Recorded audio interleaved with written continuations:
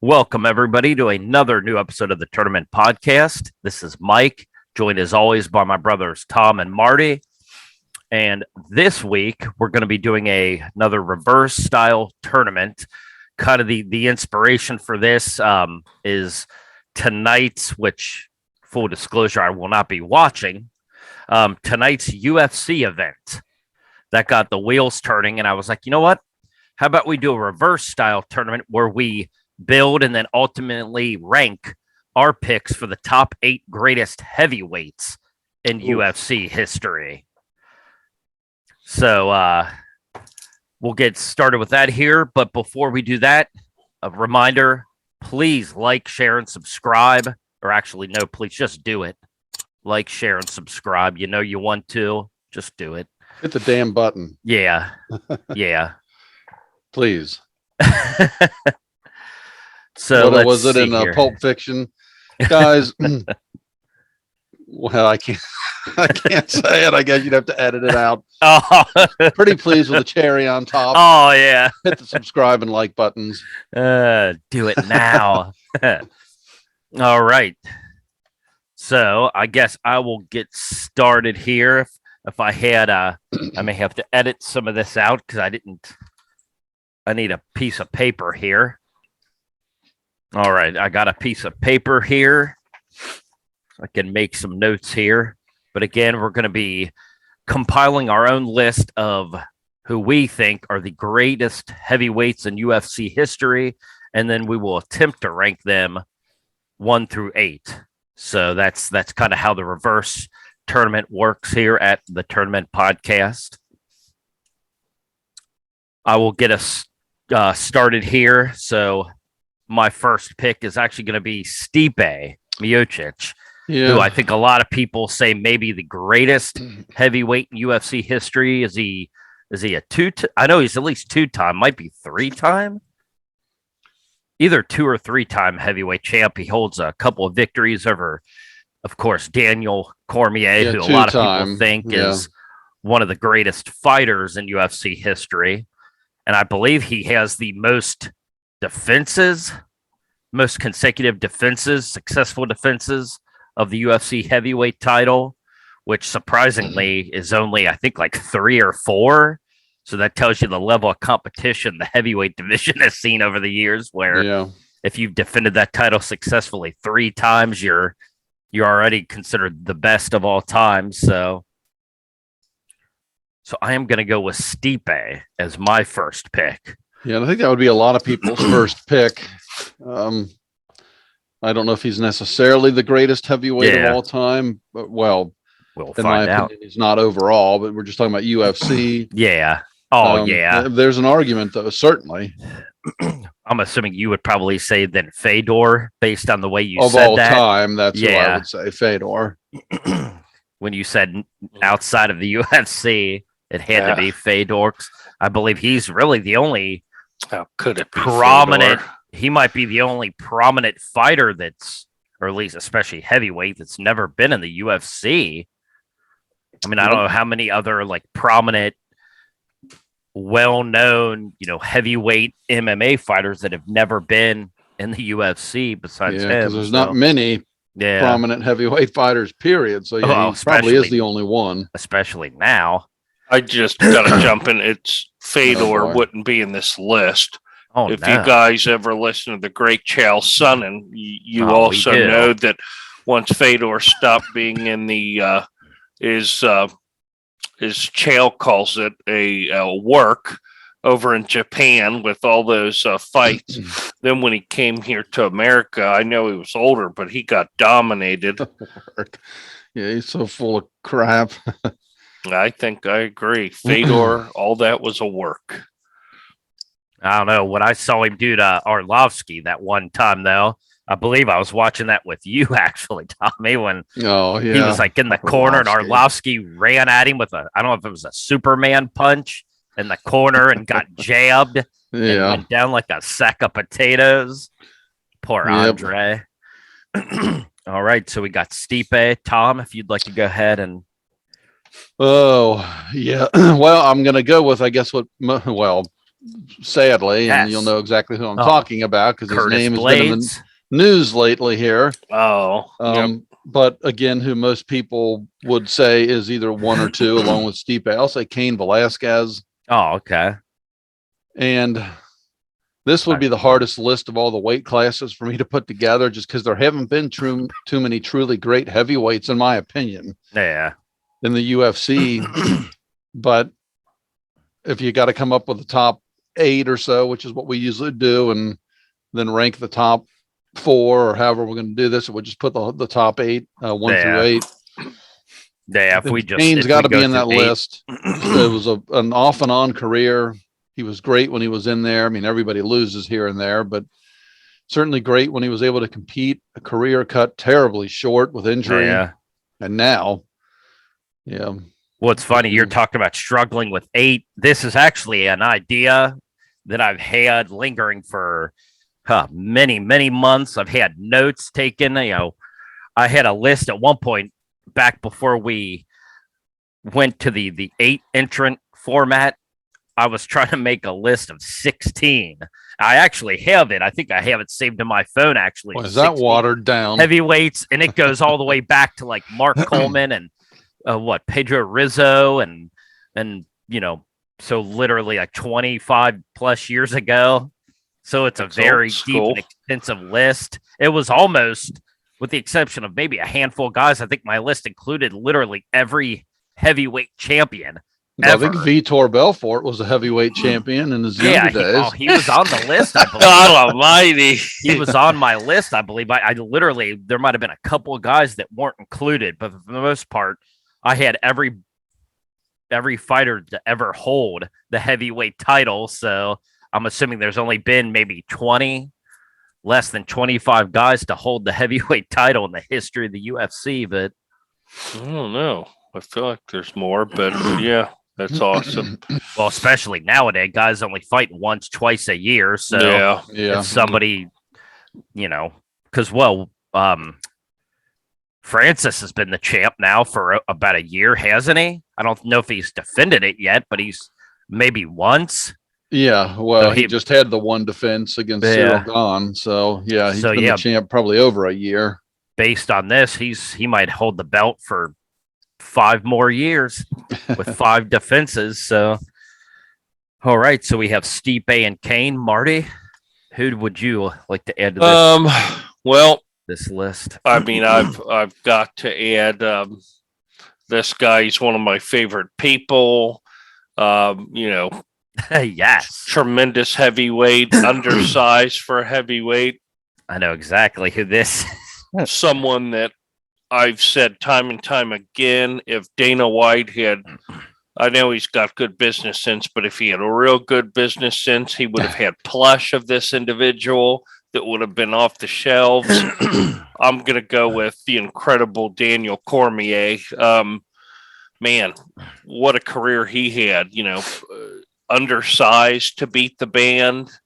But a great wrestler, but then he'd shock people with, some knockouts. And I think the only people that defeated him in UFC, or the only person, is Stipe twice. And heavyweight. Yeah.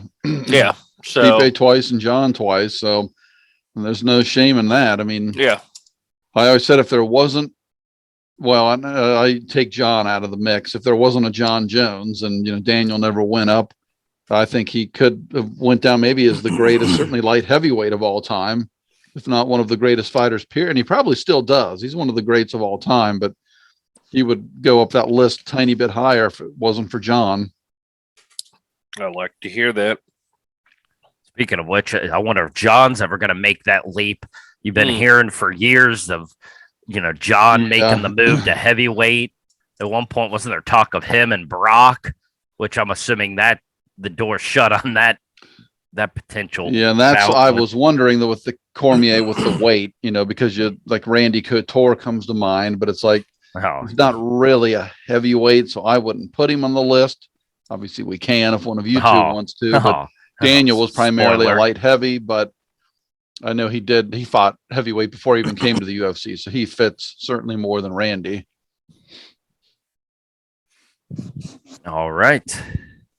Well, that's funny. That's a nice little segue because actually I already have my next guy written down here, and it actually is Randy Couture. And I know Randy was smaller, obviously compared to these other guys. And he was he was a light heavyweight champion as well. But I mean, he was, I believe, a 2-time heavyweight champion. And actually, I just pulled him up because I wanted to verify that. I I thought he had held the title. I knew he had it once.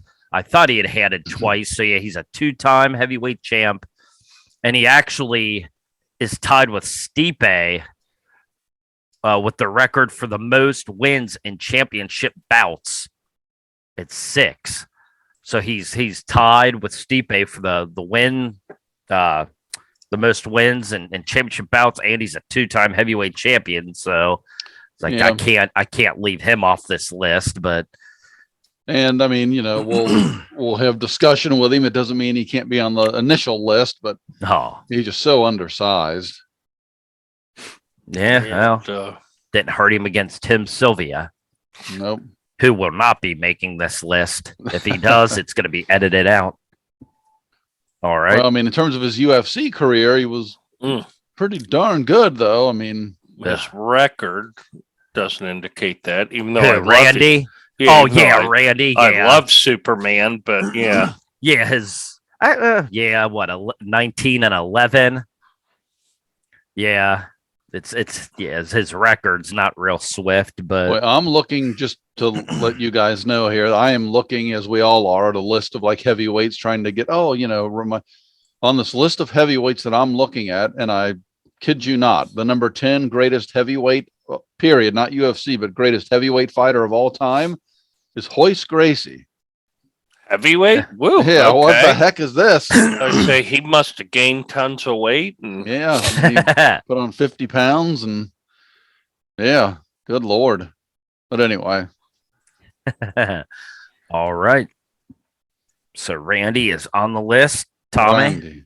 All right. Well, speaking of Randy, in my opinion, I've always said I think the greatest UFC heavyweight of all time is a guy, you talk about a career short-lived and terrible medical issues that derailed him a little bit when he was in the UFC. But if he would have just stayed healthy, and I know there's another argument to be made on, well, why was he so good when he was in there? But Brock Lesnar, such a dominant, strong wrestler, stand up wasn't anything great, but his hands were so heavy, he could certainly put you down, and just very skilled on the mat, and just the size. I never even knew how he cut down to 265. That had to be a bear. But it's just so dominant, so big and powerful. We've never seen anybody like him. I don't know if we will. So yeah, my next selection. And it is a shame because, like I said, I mean, who knows how good he could have been. I know he came back from that diverticulitis that at least Dana White said almost killed him. And you could just tell I don't even know if he won a fight after that. I know he only fought like 2, maybe. Oh, no, I'm sorry. He did beat Mark Hunt, even though that fight was, I guess, later thrown out. But, did he fight Overeem right after? He came back. That was Overeem got him. Kane got him. And it's like, I can only imagine when I had my bouts with diverticulitis and just walked around in a perpetual state of just not feeling good, then obviously what he had to be worse than me. And I can only imagine getting in there and fighting and having guys hit you in the stomach. And man, that's how he lost to Overeem. Was it a kick? I forget if it was a kick or a punch. I think it might have been. But I know he took a shot to the gut, and so you got to think that did play a big part in it, because it's who knows with his size and his wrestling ability. And I mean, how many guys were going to be able to avoid a takedown? I mean, all he had to do was take you down, and it's going to be hard to get up when you got a guy that big holding you down and with that much skill on the mat.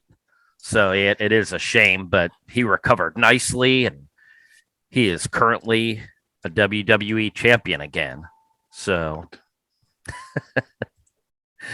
so Marty, Who would you like to add to this list after the great Brock Lesnar? Okay, for UFC heavyweights, I mean, there's, a litany of ones that were real good and had, a couple wins, but, as far as having a long sustained career at heavyweight, that's, man. It depends on our criteria, if we're just judging it on how good they were when they were in there, even if it was 3, 4, 5 fights, like a Brock, or is it going to be, career length? But it doesn't matter. We'll discuss that at the end. You know what? Do it. Let's throw in somebody who was scary good for a period of a few years, Junior Dos Santos. Oh, yeah. I mean, he was just drilling people. I mean, he took out Kane, and what a beast he was. I'd go with Junior. He was like a cleaner version of Francis in terms of his boxing. Francis can be a little wild, but the power is Mike Tyson-esque, where Junior doesn't have that power, but man, he had that clean boxing or cleaner boxing, if you will. And man, he had enough power. That's funny. According to Bleacher Report, Junior is the 7th greatest heavyweight in MMA history. In the first line here, it says his reign at the top of the heavyweight division was short, but during that time, he carved a path of destruction unlike anything ever seen. So, yeah, like I said, it was kind of short-lived, but when he was at the top, he was dominant. On my list, he's number 6. I don't know Hoist Gracie and Henry Cejudo. So I don't know what happened. It's another one of those guys. It's like he lost one fight and just wasn't the same. I don't know what happened to him. I know we see it a lot where a guy will be so dominant and then one loss, and it's like I don't know if it's a mental thing where they just never recover. They never get the confidence back. I don't know what the reasoning is, but yeah, I don't know what happened to Junior Dos Santos, but also before I make my next selection here, according to Bleacher Report, and this is MMA, not just UFC, they have Fedor as the number 1 greatest heavyweight. Because they know what they're talking about. Head a little bit here. Number 3 is actually Randy Couture. And Tom had the nerve to say Randy shouldn't be on this list. Come on. He is the 3rd greatest heavyweight in MMA history. Well, Randy is on my list, but I am not joking. He's below Hoist Gracie. Is he? Oh, goodness. I don't know. Somebody messed up. I don't know if who was the brother? Like supposedly the best of all of them. Was it Hickson? But I don't think Hickson was a heavyweight. But maybe so many of them. Somebody messed up. Hoist Gracie should not be on this list. He's the only non-heavyweight that I see. So, Hoist Gracie. All right. I've already gotten my next selection written down here. For my next pick, I'm actually going to go old school. I'm going with Mark Coleman. Oh, yeah. He's actually on this Bleacher Report list. He's number 9. But I did know he was the first ever UFC heavyweight champion. What I didn't know, and I don't know as much about the old school UFC back when they just did the tournaments. But apparently he won UFC 10 and 11, the tournaments at UFC 10 and 11. Something to be said for winning, those 3 fights in one night. Whew. Yeah, I was going to say, wasn't it literally a tournament where you fought whatever it was 3 or 4 times in one night? Yeah. And he won 2 of those tournaments in a row. So he was like Brock Lesnar before Brock. He's just a smaller version, not great hands. Well, probably Brock's hands were probably better, but wrestling was so dominant. And on that, I forget, was it Coleman that was on the receiving end? There's that one clip that's in all like the knockout videos. Is it him on the receiving end? He got kicked. Yeah, and he just I'm goes kind limp of against the cage. MMA historian on a very low level. And yes, he got kicked in the head and knocked out. And I'm trying to think of who the guy was. Petey something. Oh, I believe. Yeah, Pete, was it Rizzo? Williams? No. Or is Petey Williams a wrestler? Rizzo or I don't something? know. Well, if you're watching this, guys, and you know who it is, put his name in the comments, and we could look it up on Sure Dog. Yeah. But yeah, I couldn't remember if he was on the receiving end of that but I just remember him being involved in that clip that I've seen many times in various different videos on YouTube. Yeah. But I thought it was him on the business end of that head kick. And he just goes down. Poor Mark. But that aside, Mark is on the list of our greatest heavyweights in UFC history. Now it's starting to get interesting because we're about 7 or 8 in. So usually we go about 12 deep and then trim some fat before ranking the top 8. So, Tommy, who would you like to add to this extensive list? And it's funny. I mean, now that I look at the candidates here, I mean, there are more candidates that I think should get some say, but I'm trying to just pick off the best of the best, in my opinion, when it gets to me. And, we talked about Tim Sylvia earlier, and he was, kind of an anomaly just with that size, but building off of him, the kid that beat him and became the champion. And again, an unfortunate accident derailed his entire career, but man, was he good when he was in his prime. Well, when he was young, his prime, he had, had the rehabilitative surgery and whatnot, but Frank Mir. Oh yeah. Was a hell of a fighter. Submission specialist. Frank Mir. So quick, so strong. I mean, so good, with jiu-jitsu. What a fighter. It's so fun to watch. I mean, the motorcycle accident destroyed his leg. He came back after years out and looked horrible in that comeback fight and got dominated by somebody. I might as well have been me in there beating him. I mean, it just should have never happened. And then he bounced back, but then it was up and down from there. But yeah, Frank.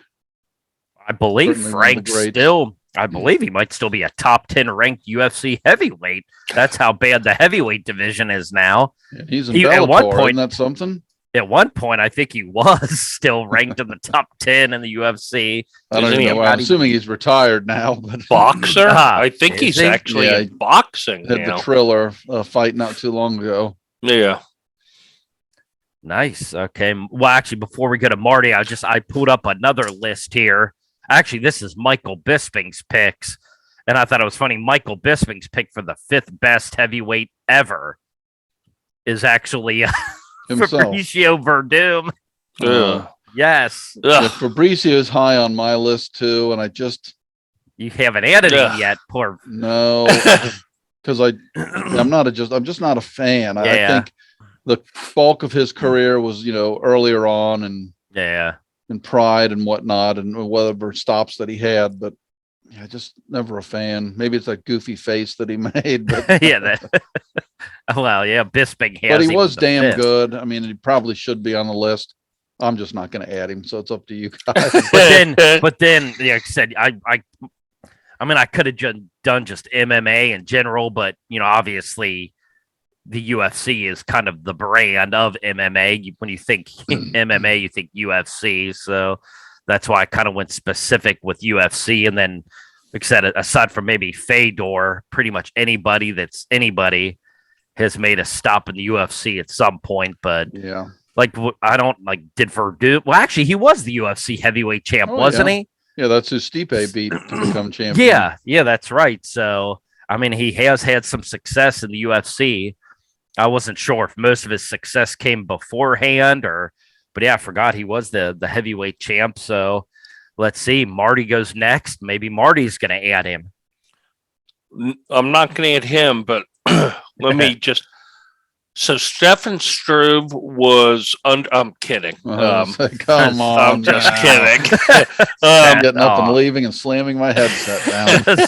But let's be real and just add him in here. Ngannou, Francis Ngannou is.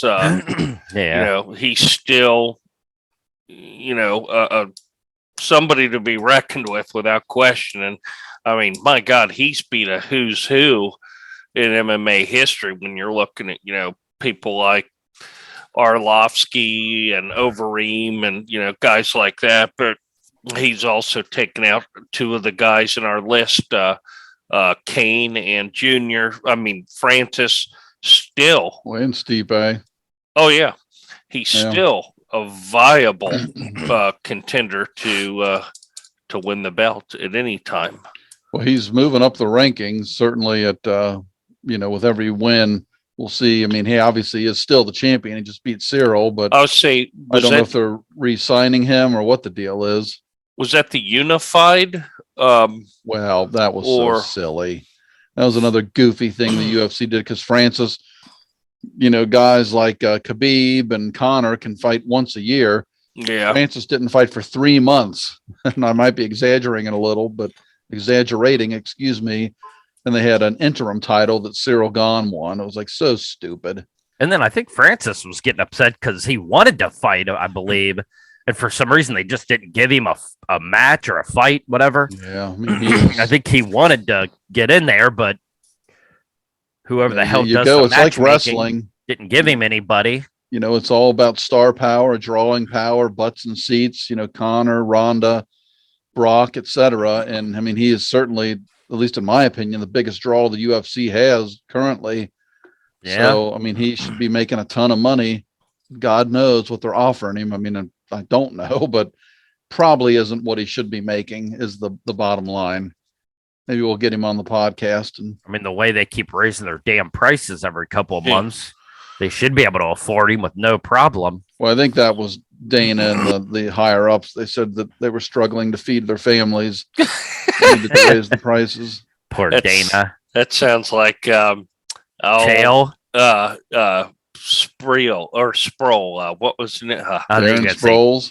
No, in the NBA. Oh, Latrell Sprewell. Yeah, Sprewell. Thank you. Because he was only making like at that time like 15 or something million. Yeah, I thought you're gonna say Chael when Chael said there were some years where his father barely made 100,000. Oh yeah, that's sad. They could only have their maid over like 3 times a week. Yeah. Who do you think did the dishes and the laundry those other 4 days? I do feel bad. Get him on the podcast and talk about his youth. That'd be amazing. Could be inspirational. What was it? Did he call himself? Was it the American Gangster or something like that? Or he was from Westland, Oregon. Oh, yep, the main streets of Westland, Oregon. God, is he awesome? I might add Chael to this list, even though. Well, then again, I guess he's a heavyweight now, so so I could add him. All right, let's see. So Francis is on here, and then I've been looking at various different lists here, and one person that's actually been on all of these lists. That I've got like one other name that I just think really deserves to be on. Yeah. Well, the shame is I probably have 2 that I think really deserve to be on the list, but certainly the one that I'll mention first. And I know we got to cut it off at some point. Yeah. Start ranking these guys, but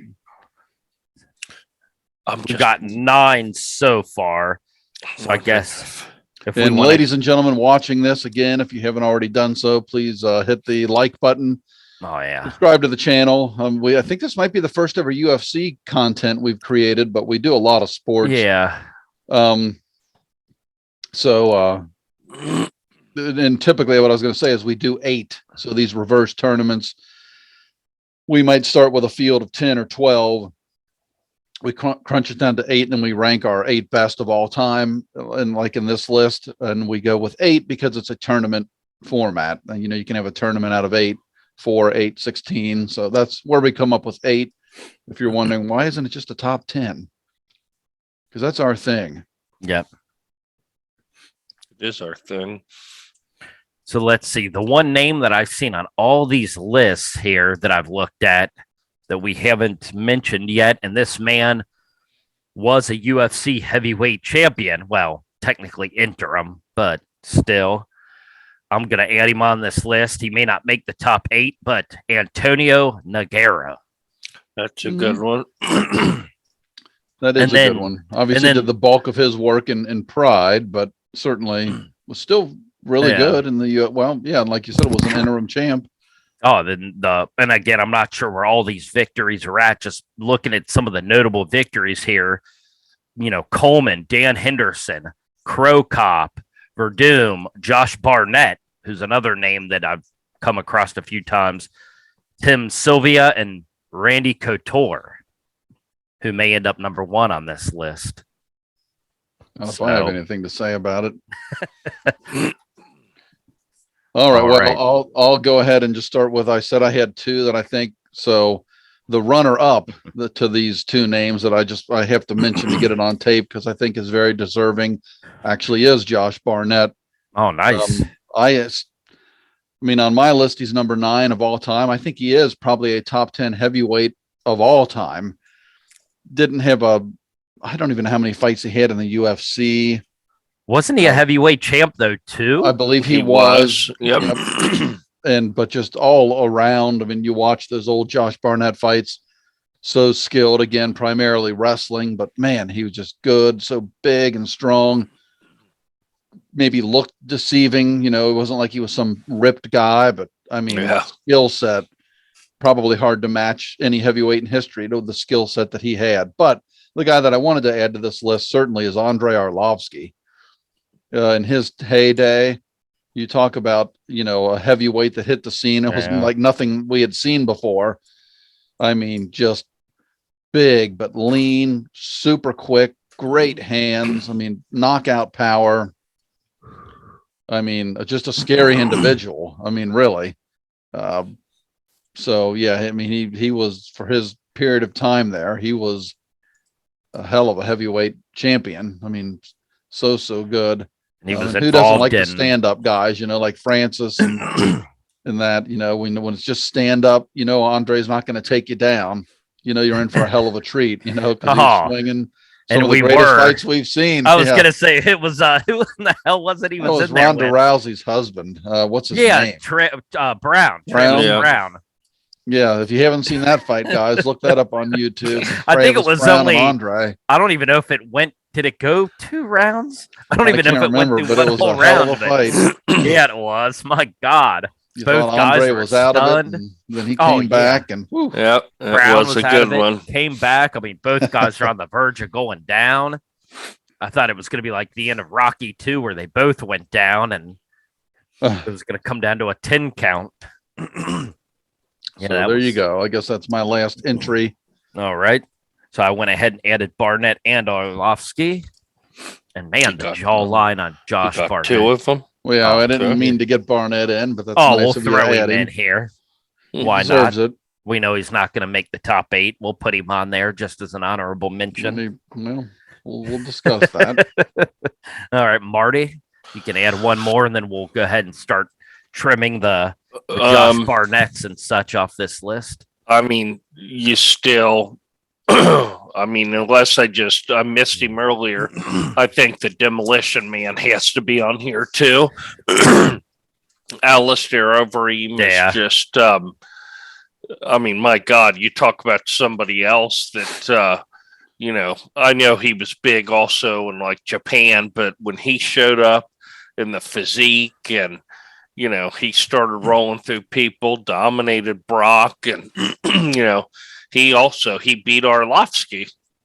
So he's beat a who's who of, heavyweights in here as well. So, I think Alistair Overeem definitely deserves to be on here. Let's not get too excited over that victory, though. As much as I do love me Andre, as much as I love Andre, beating Andre nowadays probably is almost the equivalent to beating one of us.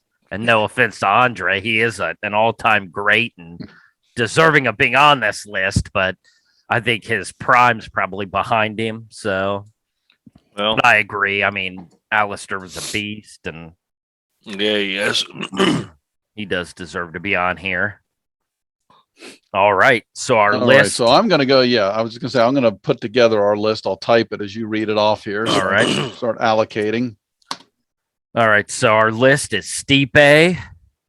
We've got Cain Velasquez, Daniel Cormier, Randy Couture, Brock Lesnar, Mark Coleman, Junior Dos Santos, Frank Mir, a.k.a. Mir, Francis Ngannou, We've got Nogueira, Josh Barnett, Andre Arlovski, and Alistair Overeem. Okay. Or is it Alistair or Alistair Overeem? I think it's Alistair. Because, that's why I never know how to pronounce it properly. No offense, Alistair. I apologize. We'd love to have you on the show. Actually, I think pretty much anybody on this list maybe not Kane currently, but aside from him, we'd love to have any other hell guy. Of a story if we I know. Kane's a vigilante. Well, I say if you read why he did what he did, it's we won't go down that road. But I agree with you. It's if there the were reasons why he true. did it. Yeah, he wasn't just doing it just to be a scumball. But so who knows? Maybe we would take Kane. But all right, so we got our list of 13. Wow, I guess now are there names on here we look at automatically that we say, I'm sure there's a few of them here that definitely aren't top 8 besides Josh Barnett. I'm glad you took that approach. That's kind of what I would have done. And I think I primarily do these reverse tournaments, but I would say the one name that in terms of building a top 8, no offense to obviously what any of these guys did, but we got to come up with an 8. That's what we're doing here. Right. I'd say it would be Mark Coleman. Oh, damn, I would remove, but scratch out Barnett's name then. I'm kidding about Josh Barnett, actually, but he was a heck of a fighter. So it's also up to you guys if you agree that Coleman is not a top 8 of all time. I'd be fine. He's definitely he was definitely a groundbreaking fighter, except first UFC heavyweight champion, won multiple tournaments in the early days of the UFC, but I mean, compared to some of the other guys on this list, he I might think be the 9th greatest of all time. Oh, yeah. 8. Yeah, so I'd be fine taking him off the list. I know we all loved Mark Coleman when he came back. He was he came back. Yeah, what was it? The late it was probably the mid to late 2000s. Another sad story. He was already like 40 or close to 40 at the time, and there was a rip-off fight that he was involved in when they gave him a decision win over the American Psycho. I remember that. And that's what I was going to say about the American Psycho too. He's I don't want to have a play on words and be cruel, but he's not doing well psychologically. I didn't know where this was going when you said that. He's been a professional wrestler, I think. Has he? Recently, yeah. I know, because he took a hell of a bump against John Jones that one time they fought. I know that. Ooh, like a damn rag doll. I'm just trying to piece these guys out into like what I think of our list might be the absolute best 3 or 4, and trying to tackle it that way, but that's just on my screen. If that was actually you guys have anybody else you need to eliminate. That was Mark Coleman's last win was Bonner, and then he lost to Randy, and that was it. So I mean, for me, if we're eliminating just from the top 8, and this is for UFC, correct? Yes. I mean, I kind of feel he was sensational, but once he got to the UFC, Big Nog was kind of, I know he won the interim and everything, but I don't know. I think his best days were in Pride, clearly. Yeah. He wasn't the same when he got to the UFC. And I think he had a losing record in the UFC, so I think Nogueira wouldn't make the top 8. I'm good with that.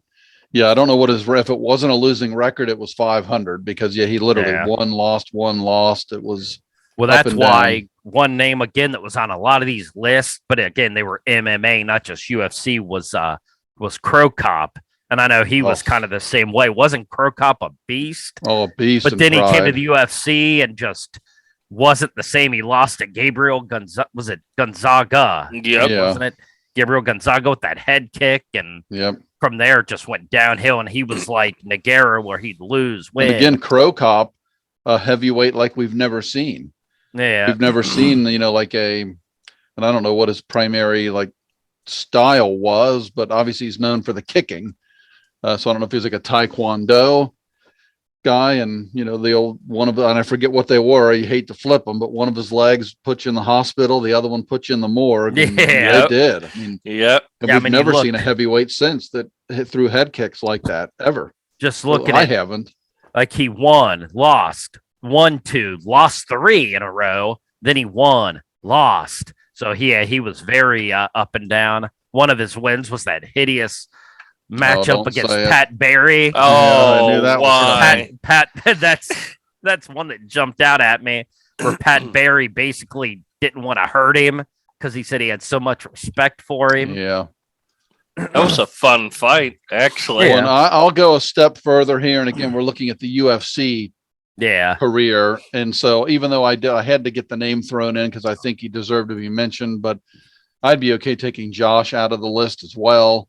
If you guys are, well, I assume Marty is. Marty hates him for some reason, but I don't hate Barnett. Just trying to whittle this down into a top 8 and looking. I've already got 5 guys that I think would be in the top 8.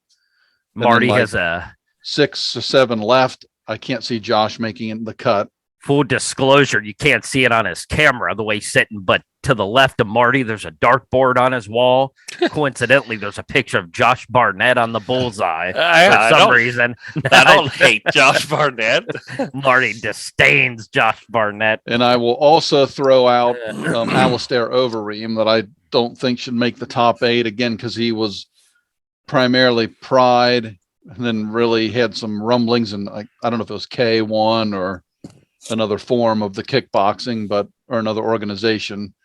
But he just, again, he was up and down. Never won the title, right? He was in the UFC heavyweight champion. I don't think he was. So yeah, I'm not too sure. I'd have to eliminate him, but again, that's just me.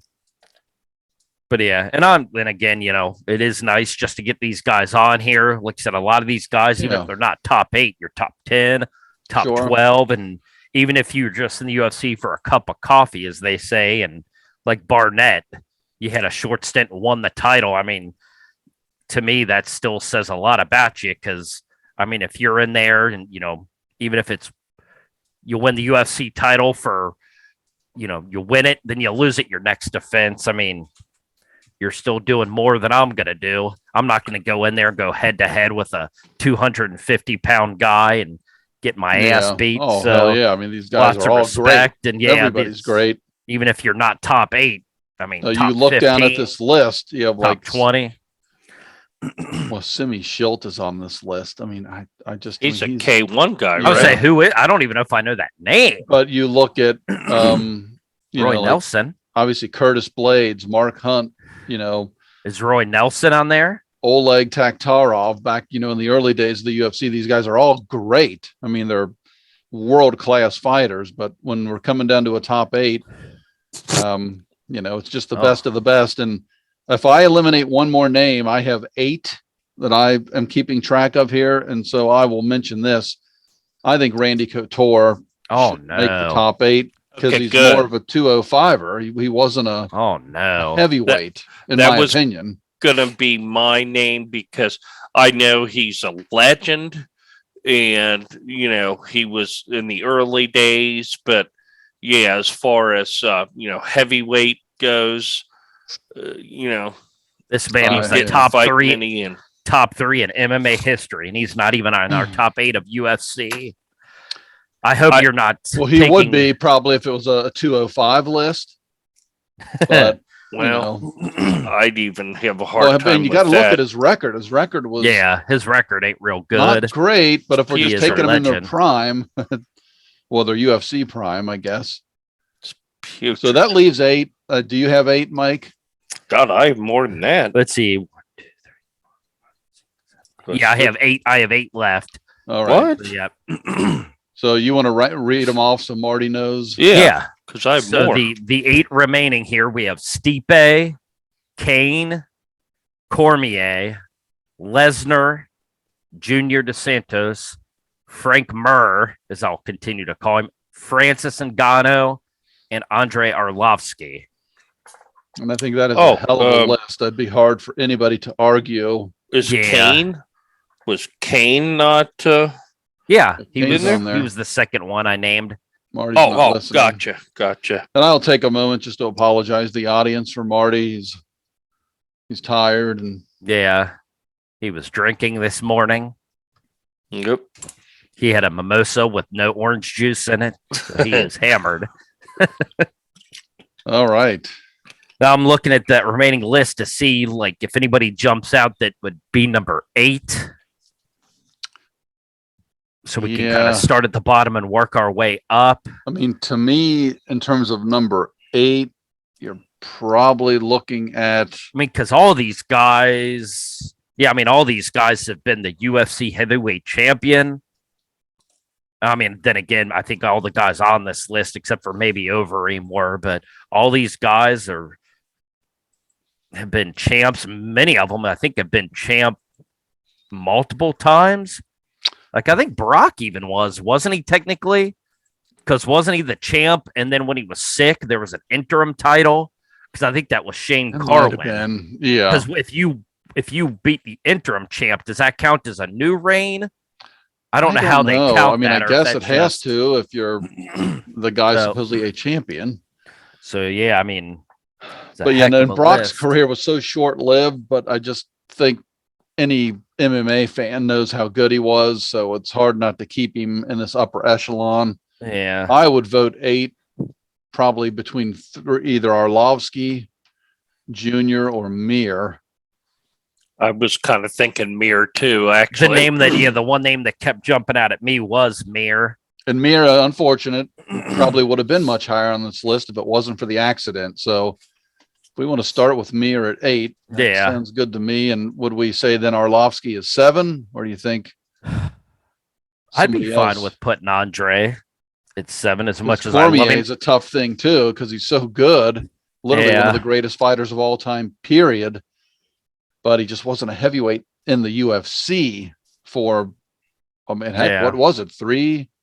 It was 3 fights against Stipe, right? A loss, a win, and a loss. So and then when he had 2 against, that was at lightweight. So he only had 3 heavyweight fights, but 3 or 4. I think he could have been great in the heavyweights, just like he was, period. And he was a heavyweight, and forgive me if I'm wrong, ladies. I think Strikeforce.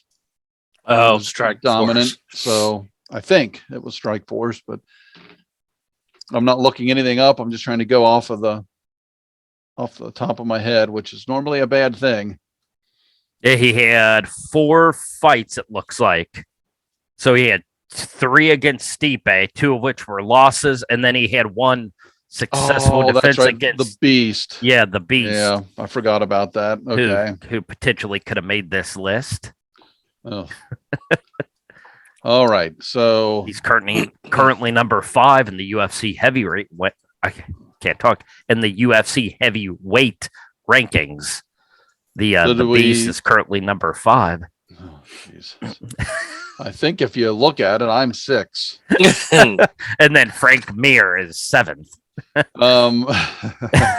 And Randy is 8. All right. So we have anybody. So we have an 8 and a 7. Yep. What are we thinking for 6? Like Junior. Yeah, Junior. Well, because Junior and they all have pluses and minuses. So it's like I looked at one. Well, Junior, Kane, and Cormier are all kind of in the same boat where they all kind of had short stints at top, didn't they? I mean, poor Kane was in the UFC for what? Maybe like Kane was like Brock in a 4 way, years, but he was hurt like 3 of them. Medical issues really derailed what he could have done. And Kane and Junior were like at their peaks at the same time. Yeah.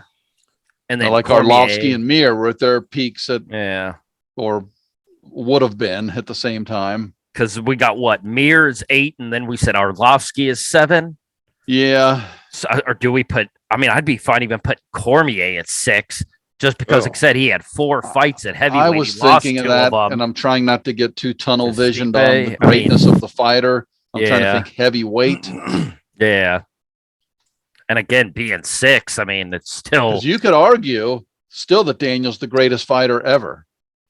And I say that from the perspective of who do you normally think of? You think of, John, but he's had the drug issues. Anderson, but again, he had steroid issues, which is interesting. So, I mean, Cormier could be the greatest fighter of all time.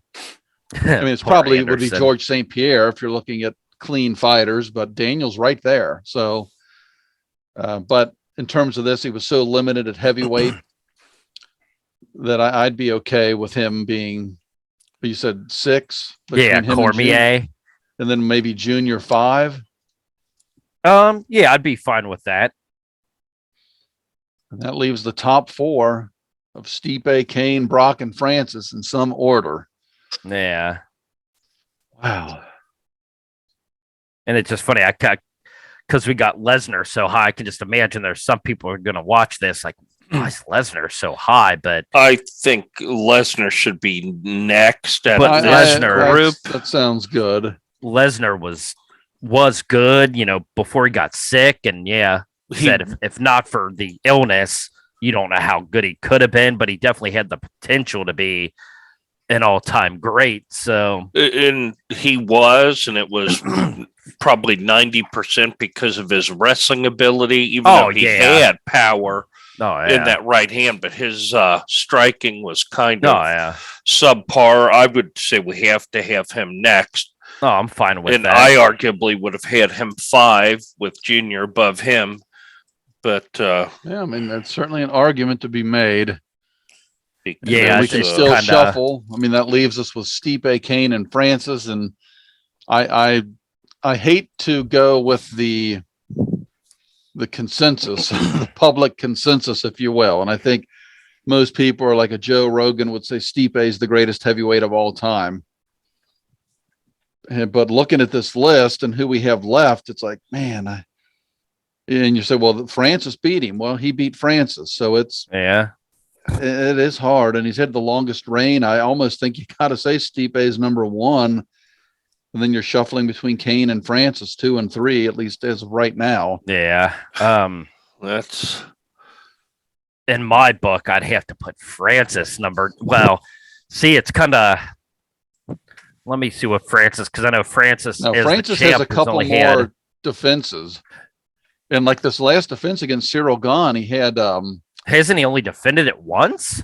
Yes, but probably not at his doing. I mean, it's I said I think he's been upset with him, I think, because he wanted to fight sooner. Yeah, and he fought Cyril for some with reason. A torn ACL or something, but he didn't want to drop out of the fight. I mean, that's just crazy. Yeah, he actually won the championship from Stipe, and it was actually March 27th of last year. So obviously he's going to surpass the year mark, because who knows when he's going to fight again. But well, I think his contract is up. I think that's the problem. I believe. I'm with you. I don't know why, when they're so short on big names, and Francis is arguably the biggest name and the biggest draw they have now. Or he only has one fight left on his deal. And why wouldn't you want to pay the man?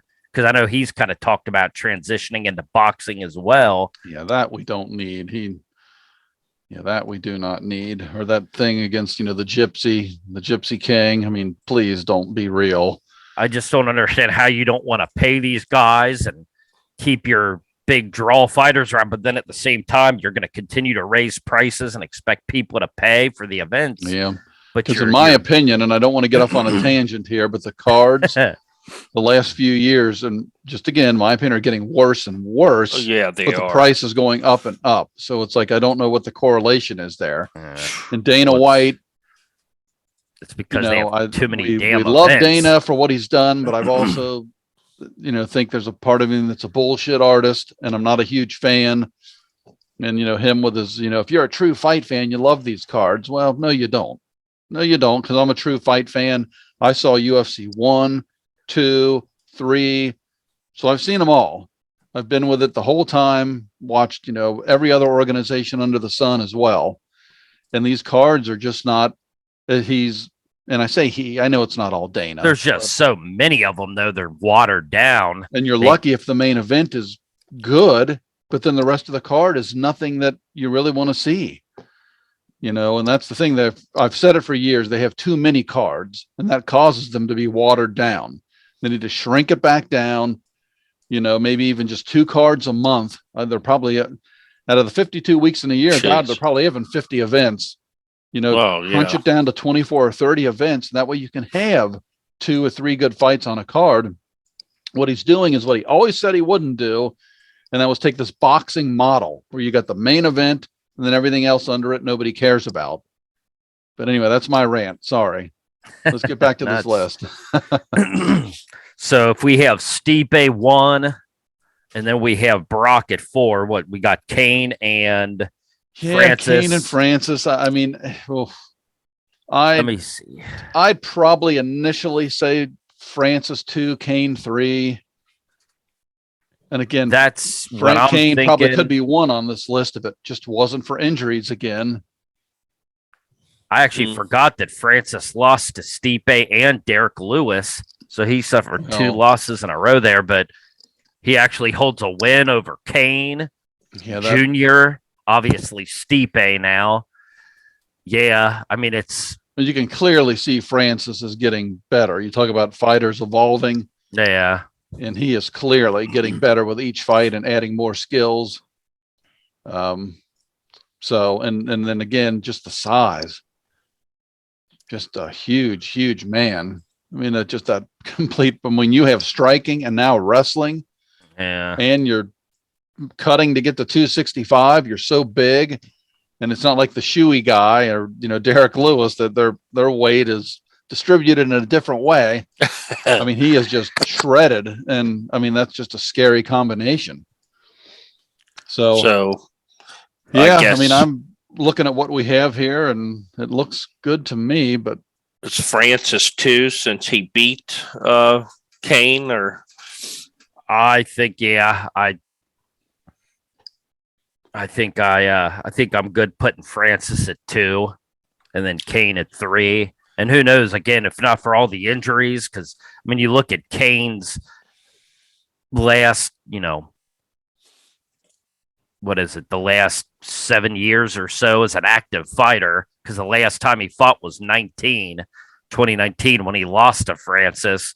But you look, he fought twice in 2013, then he fought in 15, 16, and 19. Yeah, it's a shame. So he was fighting once a year, then it was 3 years before his next fight. At one point, he had 2 years between fights just because of all those injuries. Yeah. So yeah, I mean, a lot of that obviously is out of his control, but otherwise he could have very easily been at the top of this list. Who knows? But can we end this with something fun, if you guys don't mind? Could we each pick one heavyweight UFC fighter that wouldn't be considered in this, but we think is maybe underrated or something? I just think that'd be fun to pick each of us pick one, because there are a few guys of all time, not just this UFC type of a list. Oh, I mean, I was thinking UFC again, okay. But what? Just I think it was Pete Williams. By the way, I've been thinking about this whole podcast. I think it was Pete Williams, but I could be wrong. Furry, if I remember. Pete Williams, was he furry, like ample chest hair or something? If that's the guy I'm thinking of. But so, Mike, are we good with this top 8? Yes, I think we're good. So, yeah, before we move on, let me go ahead. I'll run through this top 8 one more time. I'll start with 8 to 1 here. We'll work backwards. So we decided on Frank Mir at 8. Number 7 is Andre Arlovski. 6, Daniel Cormier. 7 is Junior Dos Santos. 4, Brock Lesnar. 3 is Cain Velasquez. 2 is Francis Ngannou, the current UFC heavyweight champion. And number 1, Stipe Miocic, who actually Francis won the belt from. So just based on that, you would think Francis would be 1. But like I said, Stipe, I believe, was a 2-time heavyweight champ. Tied with what? I think I said Randy Couture for the most wins and title fights. I think he has the record still for the most successful title defenses consecutively with 3 or 4. So I mean, yeah, certainly a worthy number one. No to me, it's clear because he's got all those records and he's a true hero. As we know, he's also a fireman up in, I believe, Cleveland. So outside of being a fighter, he's actually a true hero. So God bless you, Stipe. Like to get you on the show. Jump in just absolutely to show respect for the community. I think Mike mispronounced Kane's last name, and I just Velasquez? Isn't it Velasquez? I'm kidding. God. Brock Lesnar. I was gonna. Is that what Brock said? Didn't he keep calling Velasquez? He called Frank Mir Frank Murr. Yeah, that's why I kept saying Frank Murr. For anybody watching that might have been wondering why I kept saying Murr, it's because of Brock Lesnar. Who am I to argue with him? Brock might be correct. Maybe it is Murr and Velasquez. I feel like I've heard somebody else pronounce it Murr before. I could be wrong, but that's amazing. Incredible. But all right. So how did you want to end this? You said just pick we all pick like a kind of an underrated heavyweight fighter. Yeah, somebody who's not even really on the radar. I just thought that'd be fun. I've got a couple that come to mind actually. Are these supposed to be people that we would consider all-time greats or just somebody that we loved? No, but I mean, they'd have to be, I would think, good, but yeah. Oh, no. I have somebody that comes to mind that, oh, God, this person's record is hideous, but. Well, I mean, if you guys don't mind, I can just give you who I was thinking first, and you'll kind of get the gist of this. Now, he didn't have a very long stint in here, but I actually grew to really like him as a fighter. Matt Mitrione, actually. Oh, good God. No, I'm being serious. Is a heavyweight. Oh, good God. Matt Mitrione had that left hand. Now that would put, I mean, look at some of the people he beat. Now we've taken this podcast into the comedy realm. Oh, it's not comedy. He beat the Black Beast. Tommy is disgusted. Look at him. Did he beat Kimbo? Was he the yeah? Initial guy that beat Kimbo? That's funny. Fedor. That's a name that actually came to my mind too when he beat your Fedor. It wasn't in the UFC, but he destroyed Fedor. I'm serious though. I think Matt Mitrione actually was. I think he fell off, but he had some power, man. Woo. Yeah, I mean that was his claim to fame. Was certainly the power. It wasn't a ground game. Also, like Kimbo. Well, he had more of a ground game than poor Kimbo. I on more of a serious note for me, the one name that at the end I was like, God, when I went with Josh Barnett, that was one more that I thought really deserved to be mentioned. And that is Dan the Beast Severn. Oh yeah. Just a hell of a fighter. Really did a lot for the sport. Added credibility, with his background and then coming into the UFC and his overall record. I mean, what a fighter. A 101-19. Jeez. I mean, as long as this is accurate, what I'm looking at, obviously, increased his brand by going to the WWE for a while. But I mean, Dan the Beast, and certainly deserving to be mentioned on this podcast. Nice. Actually, another name that kind of popped up in my head, even though I think this guy, again, was kind of short-lived. He was a heavyweight champion. Technically, he never lost the title, was actually Bas Rutten. Because I know Bas was the heavyweight champ and technically never lost it. It looks like he was stripped of the title, actually, due to a contract dispute. But he's a name I actually thought of when we were going over our list, even though I don't think of him primarily as a heavyweight. Yeah, it's like Vitor. I wouldn't think of him as a heavyweight. He was actually a heavyweight or the heavyweight champion at one point. He beat if we're Kevin doing Randleman. Top 8, fighters of all time, I think Bas Rutten's probably in that top 8 fighters, period, of any weight class of all time. But I wouldn't think of him as a heavyweight. Yeah, me neither, but effing real good. But it was good to bring him up, because he deserved it.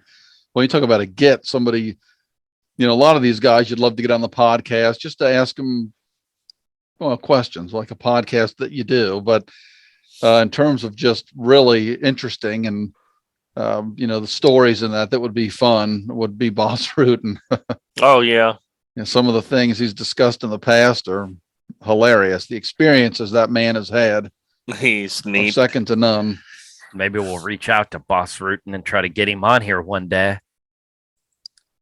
Because the first name, I'll tell you the first name that popped into my head, but then I was like, I think this guy was a light heavyweight, not a heavyweight.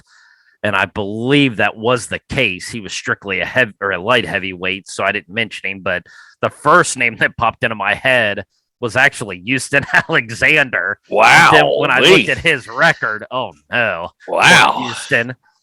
Houston's record is Houston was a hideous. 205er, right? Yeah, that's why. That's why I said that was the first name, but then I couldn't remember if he was a heavyweight or a light heavyweight. But it looks like he was a light heavyweight. And I will throw this in too, according to this list that I look at, primarily it's American fighters, but the number one Russian fighter obviously is Fedor in terms of heavyweight. He's number one on the list. The number one, I guess that's the number one Dutch fighter, who is Boss Rutan, who again I don't consider to be a heavyweight, but I just looking at some of these countries. The number one Australian heavyweight of all time, Mark Hunt, and the number one Japanese fighter of all time, Masakatsu Funaki.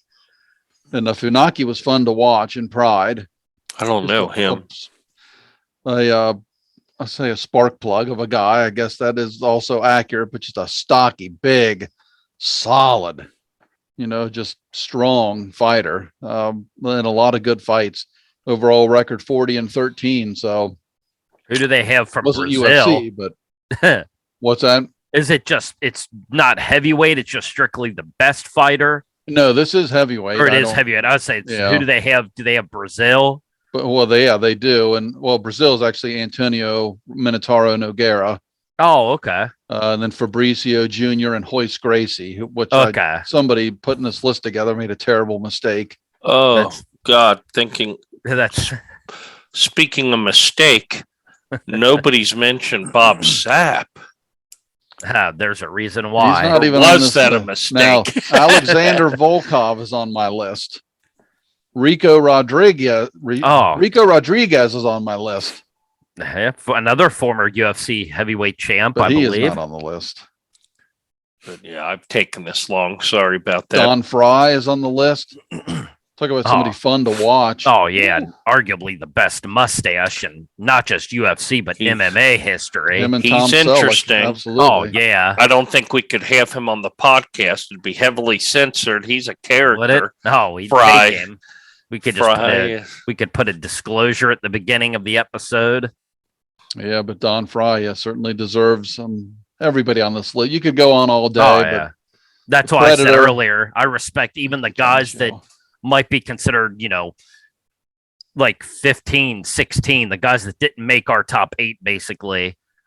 You still got to respect the hell out of them because you're still getting in there going fist to fist with another, 230 to 260 pound guy or whatever. Yep. I'm not getting in there. I'm not going to go in there and tussle with, Lesnar or Stipe or any of these guys. So I would. Well, for enough money, I guess. There you go. That's the issue. Yeah, for enough money. I'd get my ass beat for my family if I was making enough money. For $1 million, or a couple million. Oh, yeah, probably a couple. Yeah. Dana, give us a call. Last thing I'm going to say is I know he's not. I think he had a heavyweight fight, but let's just be honest. For God's sake, Anthony Rumble Johnson, in my opinion, has always been a heavyweight. And he could have been an honorable he is mention now, here. That's for sure. And again, certainly, when again you talk about guys like Francis being the biggest draw, Anthony Rumble was never the biggest draw in the UFC. But in terms of just a fight fan, from my perspective, when he was on a card, no matter what the rest of the card was, I wanted to watch it because he was so exciting. Yep. I mean, just lightning hands with power, like Mike Tyson power, Francis power. Yeah. Yeah, it looks like he made the list. He made his heavyweight debut against Arlovski and won. Yeah. And then the very next fight, he returned to light heavyweight for some reason. So he literally had one fight at heavyweight, and it was victorious over.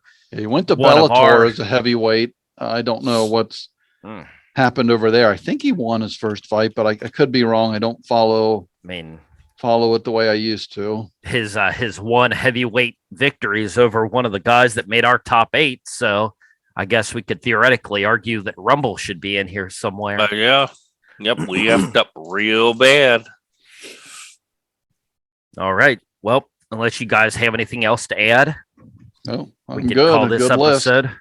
Yeah, I'm happy with it. I think it looks pretty solid. So, yeah. Absolutely definitive.